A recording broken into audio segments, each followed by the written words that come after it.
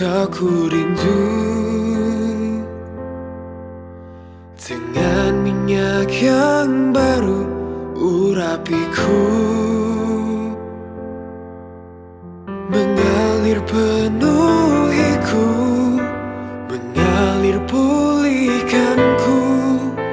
Kuasamu bebaskan hidupku. Datang Roh Kudus, kau ku rindu. Dengan minyak yang baru urapiku. Poin pertama saya sampaikan taat kepada Tuhan. Di sini katakan bahwa kita harus taat pada Tuhan. Jadi murid-murid Tuhan Yesus ini taat. Jadi tidak ada satupun murid-murid Tuhan Yesus bertanya sama Tuhan, Tuhan, kamu kok nggak ikut? Kok nggak ikut? Tuhan, kau naik apa nanti ke seberang ke sana? Bagaimana caramu Tuhan? Kok bisa ke sana? Gitu. Kenapa kau nggak ikut bersama dengan kami? Tidak satupun murid Tuhan Yesus yang bertanya. Tuhan seperti itu. Ya. Sedikit review kita ke belakang di ayat yang 30. Nah, itu katakan bahwa Yesus memberi makan 5.000 orang. Nah, sebelum murid-muridnya ini berangkat ke seberang, bahwa dia sudah melihat mujizat Tuhan yang luar biasa. Jadi semacam KKR dia. Mujizatnya Tuhan luar biasa. Tuhan Yesus kasih makan 5.000 orang. Jadi dia sudah melihat mujizat Tuhan, kebaikan Tuhan. Nah, murid-murid Tuhan Yesus ini taat kepada Tuhan, disuruh berangkat. Yang saya mau sampaikan pada poin pertama, taat pada Tuhan. Taat. Kalau Tuhan sudah menyuruh kita untuk jalan, kalau Tuhan sudah menghendaki kita untuk ini bagian, ini punya, ini maksudnya. Jadi apapun yang terjadi di depan, entah itu badai, ujian yang kita harus terima, yang kita harus hadapi, ingatlah satu hal, saudara, Tuhan yang bertanggung jawab. Jadi badai di depan, kalau sudah Tuhan izinkan terjadi, Tuhan yang bertanggung jawab. Tuhan cuma kasih tunjuk, lihat ujungnya. Tapi Tuhan tidak pernah lihat bagaimana proses kita untuk mencapai ujungnya.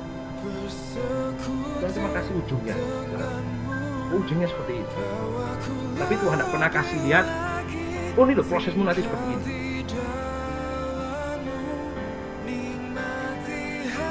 Tuhan mau kita taat. Percaya, taat. Kalau Tuhan sudah menyuruh jalan, kita melarang. Nah, pada saat tengah malam, badai mulai datang menggoncang kapal itu. Saya percaya badai itu,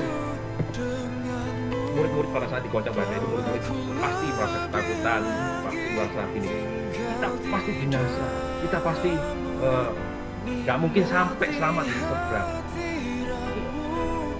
Mereka lupa bahwa dia barusan saja melihat mujizat Tuhan yang luar biasa. Tuhan memberi makan 5.000 orang. Tapi lewat badai yang mereka hadapi, mereka lupa. Oh, Tuhan bisa memberi makan.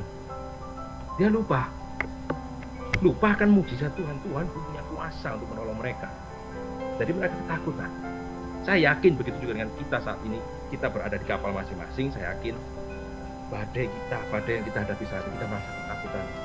Saat ini Tuhan cuma mau taat.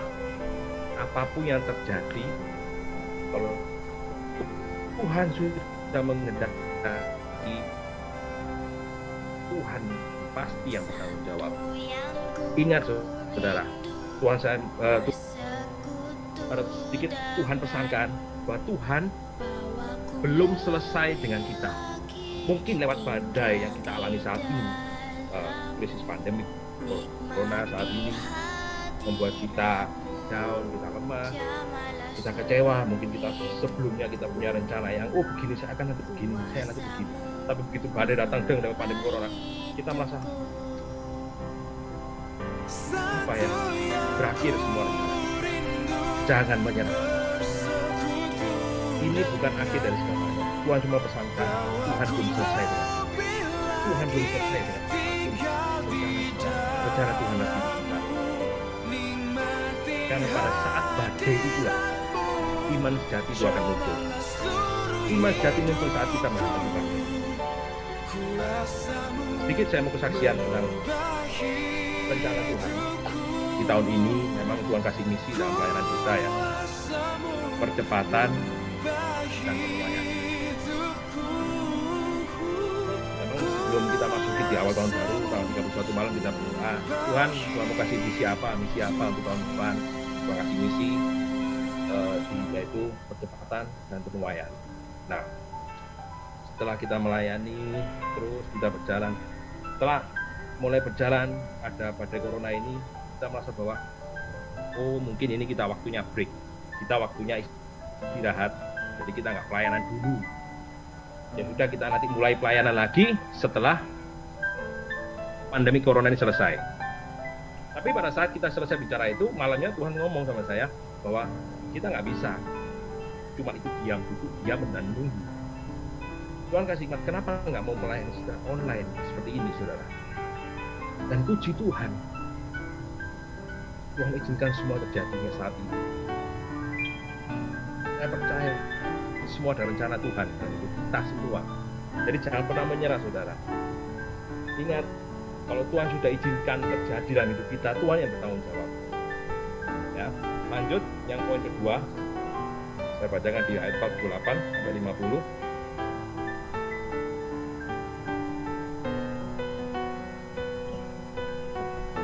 Ketika ia melihat betapa payahnya mereka mendayung karena angin sakal, maka kira-kira jam 3 malam, ia datang kepada mereka berjalan di atas air, dan ia hendak melewati mereka.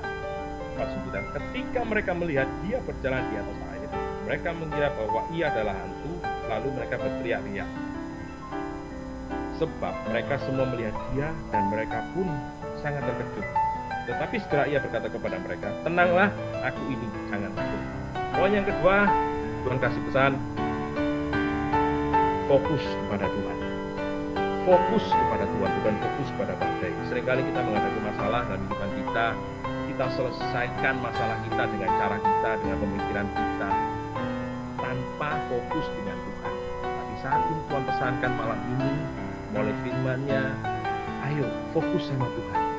Kita, kekuatan kita, kepandaian kita, logika kita, semua serba terbatas, saudara. Tapi kita punya Tuhan yang tidak terbatas.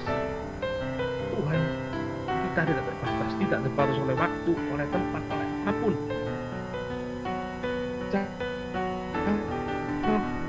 pernah fokus.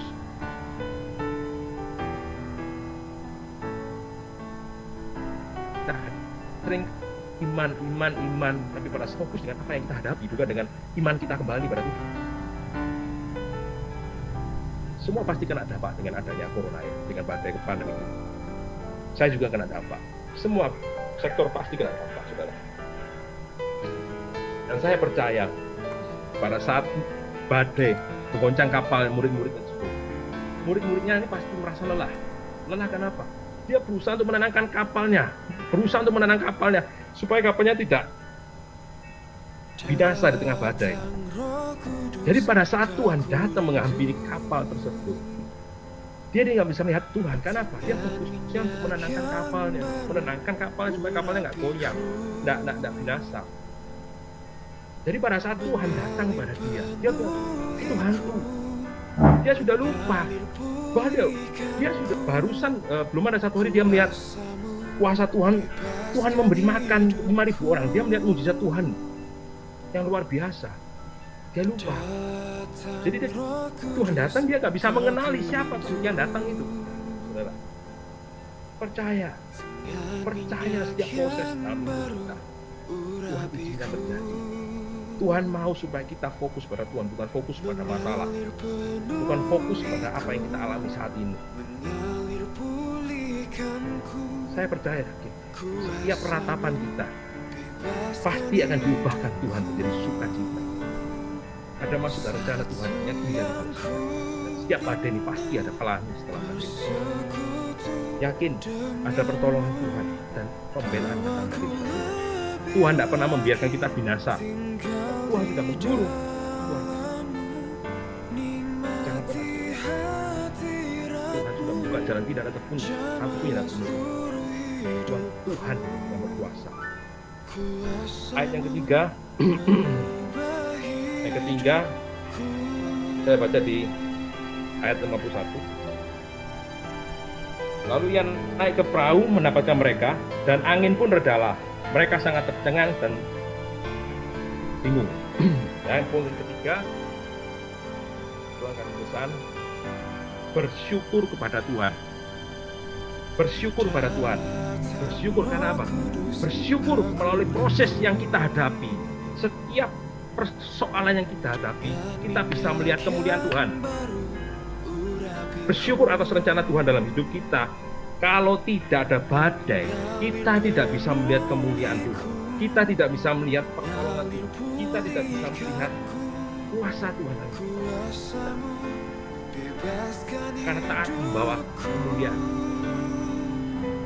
Bersyukur, saudara. Bersyukur pada Tuhan apapun yang terjadi dalam hidup kita. Jangan pernah fokus pada setiap apa yang kita hadapi, tapi fokus pada Tuhan.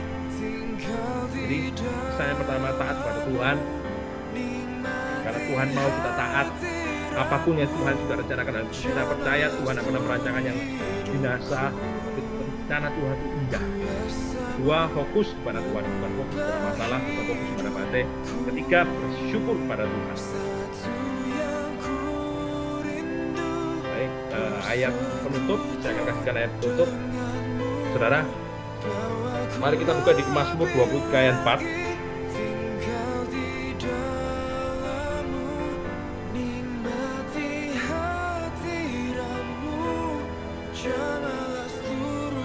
Mazmur 23 ayat 4. Sekalipun aku berjalan dalam lembah kekelaman, aku tidak takut bahaya, sebab Engkau besertaku. Gadamu dan tongkatmu, itulah yang menghibur aku. Kalau saya boleh artikan dalam KJV, King James Version dalam bahasa Inggrisnya, ini artinya lebih dalam.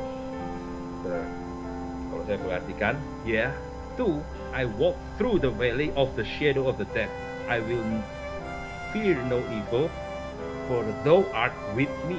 Thy rod and thy staff, they comfort me. Nah, saya garis bawahi di sini. Though I walk through the valley of the shadow of the death. Bayangan kematian, saudara.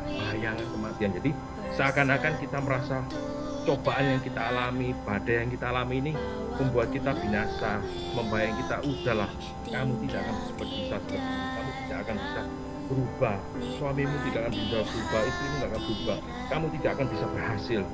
Jadi bayang-bayang yang terus membayangi kita, bayang-bayang yang membuat kita down, kita jauh dari Tuhan, bayang-bayang yang membuat kita putus asa. The shadow of the death, bayangan kematian. Saudara, kalau kita bisa bicara, kalau saya baru bicara shadow itu bayangan. Kalau kita lihat bayangan, sebuah bayangan, kalau misalnya ada benda, botol lah, kalau kita kasih cahaya, botol sama shadow-nya, sama bayangannya, lebih besar bayangan daripada objek aslinya, saudara. Jadi bayangan tersebut itu lebih besar daripada objek. Seperti apa yang kita alami. Jadi bayangan itu cuma bisa membayang-bayang kita, tapi tidak bisa menguasai kita. Dan satu hal yang harus kita tahu, di mana ada bayangan, di situ ada cahaya. Cahaya yang terus menerangi kita. Jadi jangan pernah takut akan setiap apapun yang kita hadapi, merasa bahwa ini adalah akhir dari segalanya. Jangan taat sama Tuhan, percaya apapun rencana Tuhan itu pasti indah. Jangan pernah menyerah. Fokus sama Tuhan, bukan fokus pada setiap apa yang kita hadapi. Dan yang terakhir, kita bersyukur akan setiap proses yang kita alami, karena proses akan membawa kita untuk melihat kemuliaan Tuhan, untuk membawa kita melihat pertolongan Tuhan yang ajaib. Jamalah seluruh hidupku, kuasamu menguasai.